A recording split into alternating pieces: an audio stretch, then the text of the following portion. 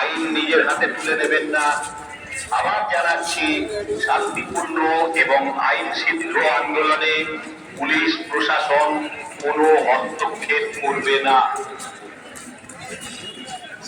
এই আবার এগুলো বেরিয়েছে। যারা মিছিলে অংশ নিচ্ছেন তাদের পুলিশ প্রশাসনের তরফ থেকে জানানো হচ্ছে, শান্তিপূর্ণ আন্দোলনে আমরা কোনো রকম হস্তক্ষেপ করব না। একই সঙ্গে অনুরোধ করছি, আইন মেনে মিছিল করুন। রাজ্য সরকারের সচিবালয় নবান্ন এবং তার সংলগ্ন এলাকায় ভারতীয় নাগরিক সুরক্ষা সংহিতার 163 ধারা জারি থাকে।